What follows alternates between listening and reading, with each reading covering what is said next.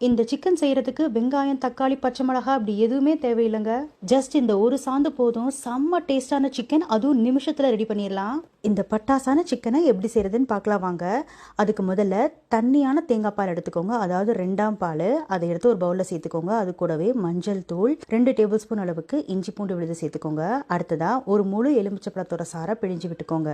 அடுத்ததா இதில் மிளகுத்தூள், மிளகாய்த்தூள், இந்த ரெசிபிக்கு தேவையான அளவுக்கு உப்பு, இதையெல்லாம் சேர்த்து நல்லா கலந்து விட்டுக்கோங்க. எல்லாம் நல்லா ஒரு சேர கலந்து விட்டு எடுத்து வச்சிருங்க.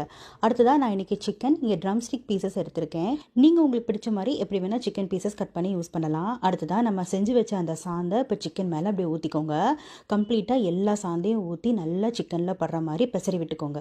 சிக்கனில் நான் அந்த மாதிரி கட்ஸ் எல்லாம் போட்டிருக்கேன். அப்போ தான் நல்லா சாந்து உள்ள வரையும் சவரும். நல்லா பெசரி விட்டு ஒரு 1/2 மணி நேரம் நல்லா ஊற விட்டுருங்க. நல்லா ஊறட்டும்.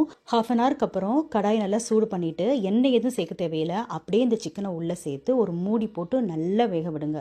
அடுப்பு நல்லா சிம்ல வச்சுட்டு சாந்து நல்லா கொஞ்சம் வத்துற வரையும் வேக விட்டதுக்கு அப்புறமா இப்போ திறந்துட்டு லேசாக கலந்து விட்டுக்கோங்க.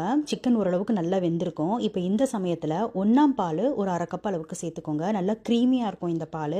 ஒரு 1/2 கப் அளவுக்கு சேர்த்து மேற்கொண்டு மூடி போட்டு கொஞ்சம் நேரம் வேக விட்டு நல்லா வத்துனதுக்கு அப்புறமா மல்லித்தலை தூவி இறக்கிற வேண்டியதான். செம்ம டேஸ்ட்டாக இருக்கும்.